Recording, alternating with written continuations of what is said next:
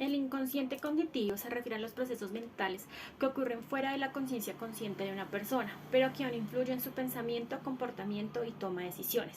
Es una parte importante de la teoría de la psicología y ha sido objeto de estudios en el campo de la psicología cognitiva, social y neurociencia cognitiva. Se cree que muchos de nuestros comportamientos y decisiones están influenciados por procesos inconscientes, lo que significa que no siempre somos conscientes de las razones detrás de nuestras acciones. Este término no está atribuido a un solo individuo en particular, ya que es un concepto que ha surgido de la creación y de la intersección de varios campos de estudio. Es así como el término inconsciente cognitivo es el resultado de la investigación y el trabajo de varios académicos y científicos en diversos campos. Negligencia atencional o sensorial. Un individuo con conducta en negligencia tiene dificultad en responder a un estímulo que se presenta al lado opuesto de la lesión cerebral. La gravedad de esta puede ir desde lo sutil, inatención, hasta lo dramático, negligencia. El paciente no dirige espontáneamente la atención hacia el hemisferio alterado. Extinción sensorial. Esta es multimodal, visual, auditiva o táctil.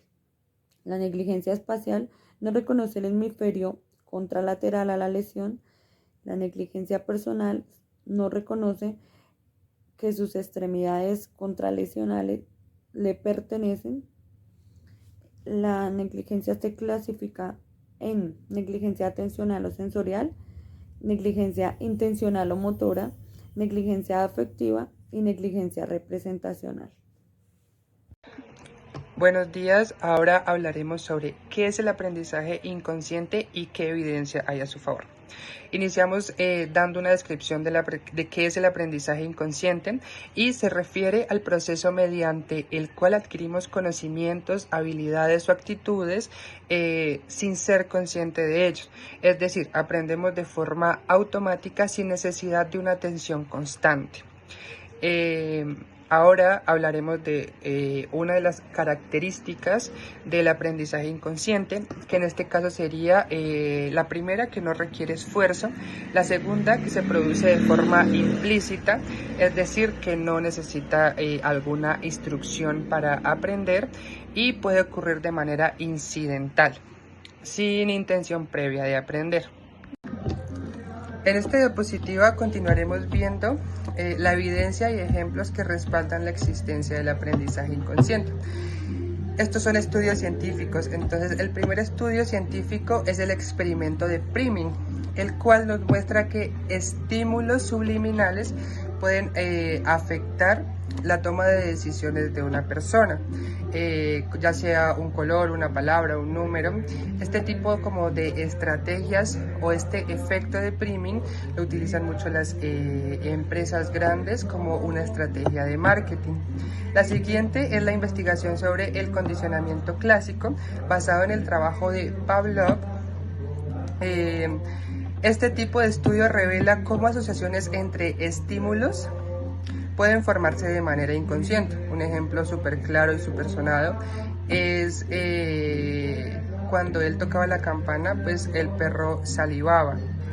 El siguiente es el estudio de Barr o Charman sobre la imitación inconsciente. Entonces nos explica que en muchas ocasiones las personas de manera inconsciente imitan los gestos de la persona que tienen enfrente. Y la siguiente es la investigación de Reber y colaboradores sobre el aprendizaje de secuencias de patrones de manera implícita, el cual encontró que las personas pueden aprender patrones complejos sin ser consciente de ellos. Solo estar expuestas a ellos les genera un aprendizaje inconsciente.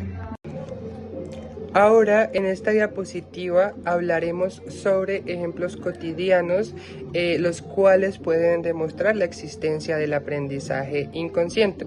Uno sería aprender a montar bicicleta, el cual adquirimos este conocimiento a través de una práctica repetitiva, permitiendo que el cerebro automatice este tipo de movimientos y ya hacerlo sin ningún problema. La adquisición también de habilidades motoras, habilidades como atarse los zapatos, escribir, se desarrollan a través de la práctica repetitiva, permitiendo que el cuerpo realice movimientos complejos de manera automática y sin necesidad de un esfuerzo consciente. El reconocimiento facial, de la misma forma aprendemos a reconocer rostros familiares a través de la exposición repetitiva, y también como de reconociendo algunas facciones muy puntuales, lo cual facilita la interacción social sin restricciones o un esfuerzo consciente. Y por último, un ejemplo que quise meter fue aprender un idioma. Internacionalizamos nuestro vocabulario y gramática en un segundo idioma mediante la exposición regular, permitiendo que el cerebro absorba información sin esfuerzo y pues sin ser consciente de esto. La cognitiva inicial se centraba en el procesamiento de información sin considerar la importancia del cuerpo en la mente. Sin embargo, en la década de 1990 surgió la idea de que la mente está corporalizada, extendida y embebidamente en el mundo, actuando con él. Esta percepción reconoce la importancia en la interacción entre el cuerpo y el entorno de la cognición, cuestionando la idea de que la mente es independiente del cuerpo. La percepción se entiende como una actividad activa y explorativa en el cuerpo, desempeña un papel fundamental. La percepción se entiende como una actividad activa y explorativa en el cuerpo, desempeña un papel fundamental. La ciencia cognitiva ha evolucionado hacia un enfoque más centrado en la interacción entre la mente, el cuerpo y el mundo, reconociendo la importancia de las emociones y la acción de la cognición. Este enfoque se ha ampliado en los ámbitos clínicos, especialmente en la psicopatía cognitiva, y se ha explorado las bases neuroanatómicas de los fenómenos como miembros fantasmas.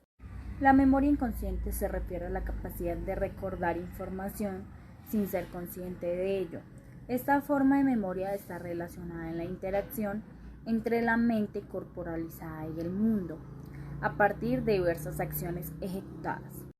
Una evidencia que hay a favor de la existencia de la memoria inconsciente es la percepción de la experiencia del miembro fantasma, incluso cuando no hay estímulo táctil que lo sugiere un error en el proceso de la plasticidad neural presentacional de la corteza. Bien, ahora hablemos sobre los síndromes neuropsicológicos que afectan la percepción. Tenemos la prosopagnosia, por ejemplo. Entonces, significa proso, significa máscara, el prefijo a significa falta de, y gnosia significa conocimiento. Entonces, ¿qué pasa acá? El ser humano no tiene la capacidad de reconocer los rostros de otros seres humanos, o incluso el de él mismo, dependiendo del nivel en el que se encuentre esta enfermedad, esta disociación. Entonces, si es un nivel primario, tenemos que no es capaz de reconocer rostros de personas que ha visto alguna vez en su vida. Pero si ya es un nivel más avanzado, no es capaz de reconocer su rostro incluso, ni en una fotografía o el rostro de los familiares o las personas más cercanas. Se da esto cuando ya es muy avanzado. Esto puede ser una condición, se puede nacer con esta condición, o puede ser algo adquirido a través de la vida por un derrame cerebral o por un golpe en la cabeza. ¿Qué pasa con esta disociación?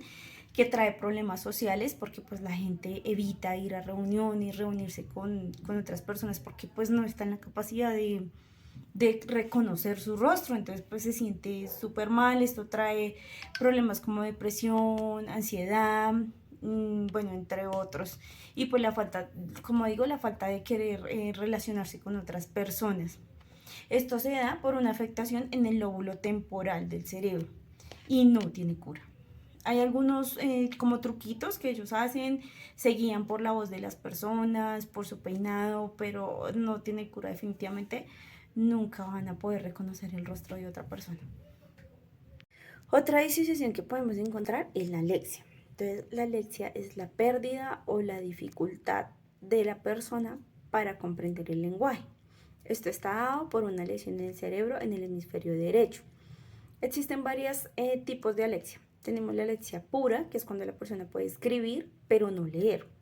Tenemos la alexia central, que es cuando la persona se le dificulta leer y escribir.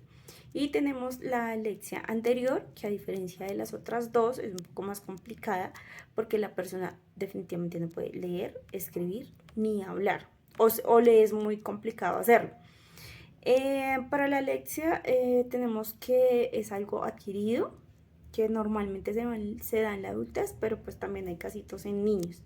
No hay cura, lo que se hace es como entrar a terapia de lenguaje y de estimulación para mejorar como ese reconocimiento del lenguaje, de las palabras, la asociación, pero como tal no hay una cura.